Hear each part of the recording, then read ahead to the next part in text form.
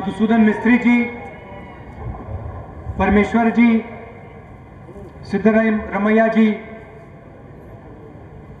प्रकाश राठेर जी, MB Patil ji, भाइयों बहनों, युवाओं, आप सबका यहाँ बहुत बहुत स्वागत।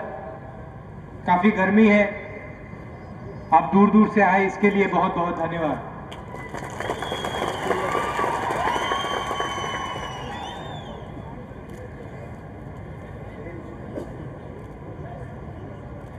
कुछ साल पहले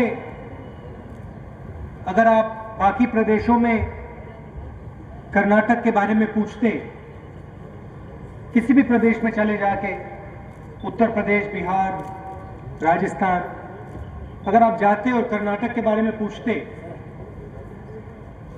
तो आपको जवाब मिलता कि कर्नाटक बहुत तेजी से प्रगति कर रहा है, हिंदुस्तान के उन प्रदेशों में से है जो तेजी से आगे दौड़ रहे हैं। और ये सिर्फ हिंदुस्तान में नहीं, ये बात पूरी दुनिया में लोगों को मालूम थी। बेंगलोर का नाम अमेरिका में, जर्मनी में, इंग्लैंड में, सब जगह मशहूर था।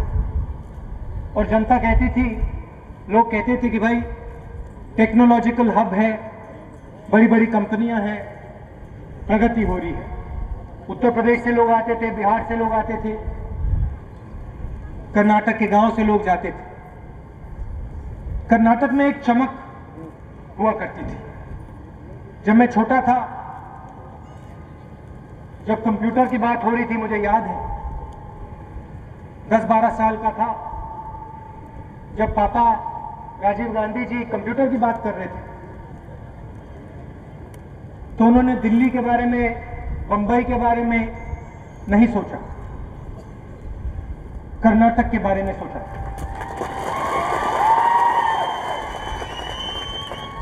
क्यों? क्योंकि यहां की जनता में जानकारी है, ज्ञान है, एजुकेशन है, शिक्षा है, सब चीजें हैं जिससे प्रगति की जा सकती है। और अगर आप आगे बढ़े थे तो सरकारों ने आपको आगे नहीं बढ़ाया। आप जैसे लोग जो आज इस तंबू में बैठे हो, आप सबके पसीने से, आपके खून से ये प्रदेश आगे बढ़ा है।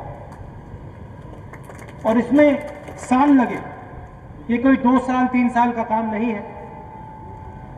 आजादी से आप लगे हुए हो, आस्ते आस्ते आस्ते आस्ते आस्ते आपने कर्नाटक को खड़ा किया। अगर आप यहां 30-40 साल पहले आते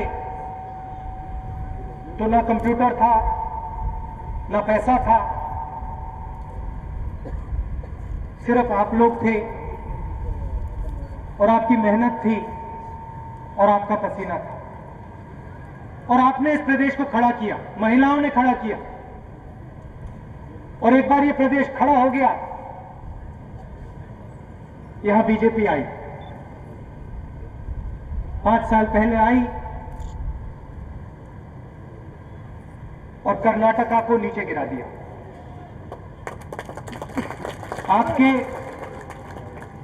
आपके प्रदेश की जो चमक थी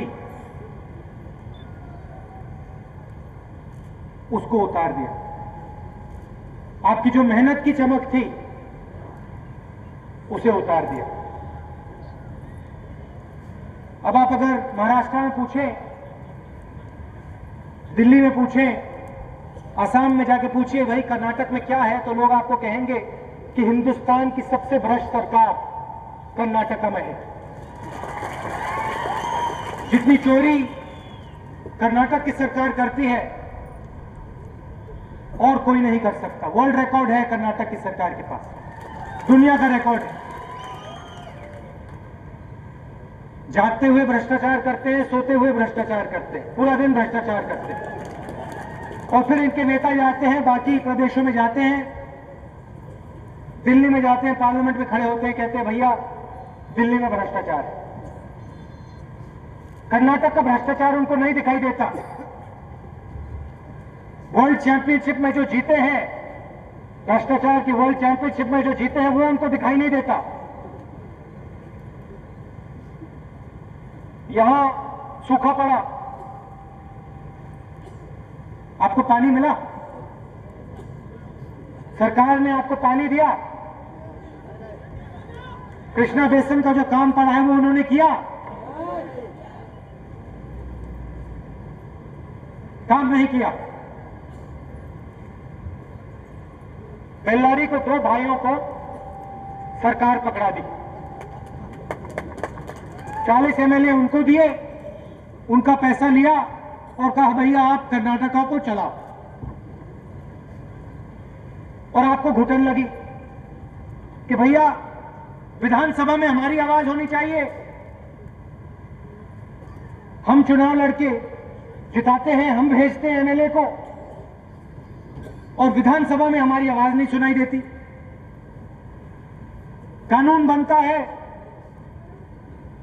तो चुने हुए लोगों के लिए बनता है, बेल्लारी के भाइयों के लिए बनता है, मगर आम आदमी के लिए नहीं बनता, गरीब जनता के लिए नहीं बनता। ये जो महिलाएं बैठी हैं इनके लिए नहीं बनता, जो आदिवासी बैठे हैं उनके लिए नहीं बनता। चुने हुए लोग गाड़ियों में घूमते हैं, आपका पैसा लूटते हैं और जब आपको पानी की जरूरत होती है, बिजली की जरूरत होती है, रोजगार की जरूरत होती है तो कोई नहीं दिखाई देता। यहां कर्नाटक में कोई कमी नहीं। आयरन ओर है आपके पास, मैं उदाहरण देता हूं आपको, एक आयरन ओर है, चीन में ही आयरन ओर जाता है, बेल्लारी में इसकी माइने हैं, माइंस है। स्टील के कारखाने लग सकते हैं कर्नाटक में, उसी आयरन ओर को लेके स्टील बनाओ, युवाओं को रोजगार मिलेगा, जनता को फायदा होगा और फिर स्टील जाएगा चाइना। मगर नहीं, आप चुने हुए लोगों को कर्नाटका की दौलत देना चाहते हैं कि वो उठा के इस दौलत का प्रयोग करें, जो करना चाहते हैं करें, असेंबली को कंट्रोल करें, आपके भविष्य को कंट्रोल करें, कोई फर्क नहीं पड़ता। इस चुनाव में मैं चाहता हूं कि कर्नाटक की आम आदमी की आवाज विधानसभा में एक बार फिर पहुंचे। जो कानून बने वो आपके लिए बने, 2-3 लोगों के लिए नहीं बने। कैसे कानून? मनरेगा जैसे कानून, आरटीआई जैसे कानून, भोजन के अधिकार जैसे कानून, कर्जा माफी, ऐसे कानून बने कि आपको फायदा हो, कर्नाटक को फायदा हो। और जो चमक रहती थी यहां, जो खुशी थी कि भैया हमारा प्रदेश सबसे आगे है, वो खुशी एक बार फिर आप में आए। आप में दुख है,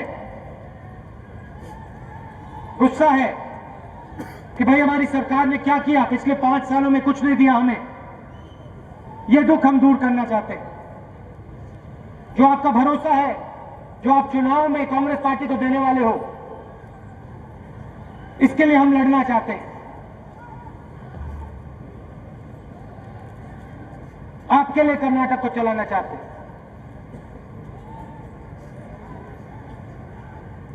आप समर्थन दीजिए कांग्रेस पार्टी को,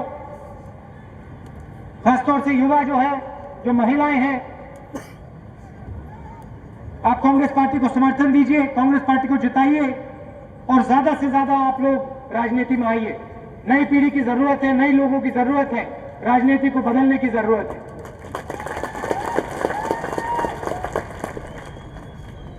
ये लोग भ्रष्टाचार की बात करते हैं, बदलाव की बात करते हैं, हम बदलाव लाते हैं। हम बात कम करते हैं, काम ज्यादा करते हैं।